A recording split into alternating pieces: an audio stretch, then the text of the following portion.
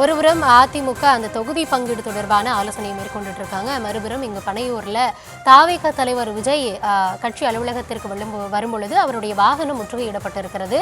சென்னை பனையூரில் உள்ள தாவேக அலுவலகத்திற்கு அவர் வந்த பொழுது தூத்துக்குடியைச் சேர்ந்த தாவேக பெண் நிர்வாகி அஜிதா ஆக்னஸ் தரப்பினர் காரை மறித்ததாக கூறப்படுகிறது. கள தகவல்களோடு இணைகிறார் எம்முடைய செய்தியாளர் ஜெரி. ஏற்கனவே காலையிலிருந்து நம்ம பார்த்துட்டு இருக்கோம், இந்த மாவட்ட செயலாளர்கள் நியமனம் அதுல தாவேகாவுக்குள்ள எப்பொழுதும் ஒரு பூசல் நீடித்துக் கொண்டே இருக்கிறது. தற்போதைய நிலவரம் என்ன ஜெரி? வணக்கம். பொதுவாகவே அரசியல் களத்துல உட்கட்சி பூசல், கோஷ்டி மோதல் என்றாலே காங்கிரஸ் கட்சியை குறிப்பிடுவார்கள். அதுக்கு அடுத்தபடியாக தமிழக வெற்றி கழகமும் கோஷ்டி பூசலில் தலை துவங்கி இருக்கிறது. இன்றைய தினம் தமிழக வெற்றி கழக தலைவர் விஜய் தலைமையில விடுபட்ட மாவட்ட செயலாளர்கள் நியமனம் நடைபெற திட்டமிடப்பட்டிருந்தது.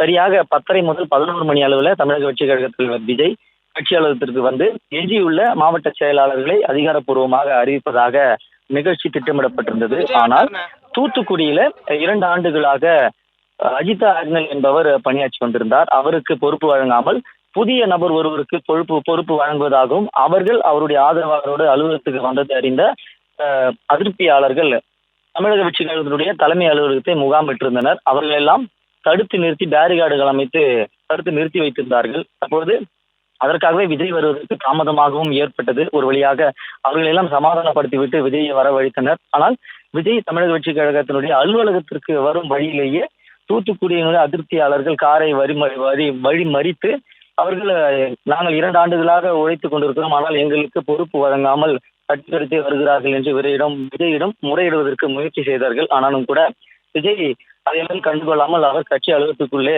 நுழைந்து விட்டார். இன்னும் சற்று நேரத்துல கட்சியினுடைய விடுபட்ட மாவட்ட செயலாளர்களுடைய அறிவிப்பு அதிகாரப்பூர்வமாக விஜய் அறிவிக்க இருக்கிறார். அறிக்கை வாயிலாக 8 பேருடைய பட்டியல் வெளியிட இருக்கிறது.